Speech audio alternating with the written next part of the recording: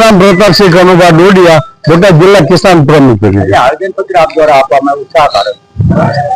આવેદનપત્ર એટલા માટે આપવામાં આવ્યું છે કે ખેડૂતો 1 મહિનાથી સતત અહીંયા ધક્કા ખાય યુરિયા ખાતર અને અન્ય ખાતર માટે કોઈ પણ પ્રકારનું ખાતર મળતું નથી.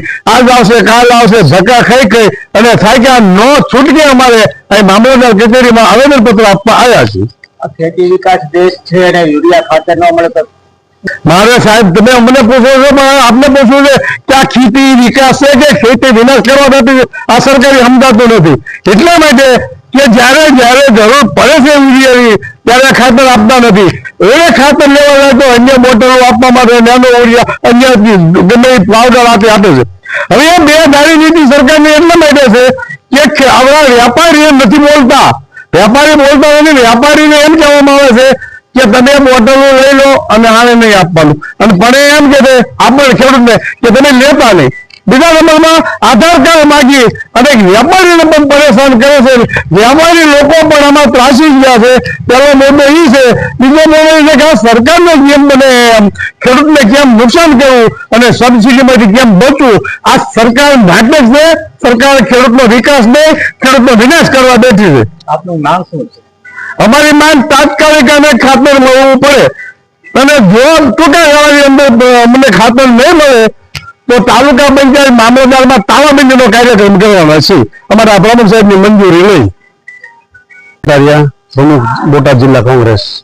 આજે રાણપુર મામલતદાર કચેરીમાં આવેદન પત્ર આપવામાં આવ્યું, શા માટે દેવા માંડ્યું? આજે અમારી ખેડૂત કોંગ્રેસ દ્વારા ખેડૂતોની સમસ્યાઓને લઈને આવેદનપત્ર આપવામાં આવ્યું. ખાસ કરીને હાલ આ સિઝનની અંદર ખેડૂતોને યુરિયા વગેરે ખાતરોની ખૂબ જ જરૂરિયાત હોય. એવા સંજોગોની અંદર 1-2 મહિના સુધી ખેડૂતો ટલ્લા મારે, ત્યારે કોઈ ટળવયા કરે, પણ ક્યાંય પણ યુરિયા ખાતર પૂરતા પ્રમાણમાં મળતું નથી. પૂરતા પ્રમાણમાં તો છેલ્લા 1 મહિનાથી ખાતર પણ નથી મળતું. જ્યારે ખાતર આપવામાં આવે છે ત્યારે વાલા દવલાનું નીતિ અપનાવવામાં આવે છે. ઉપરાંત સાથે બાપારે બેટો આપવામાં આવે છે કે એક નેનો કરીને બોટલ આપે છે.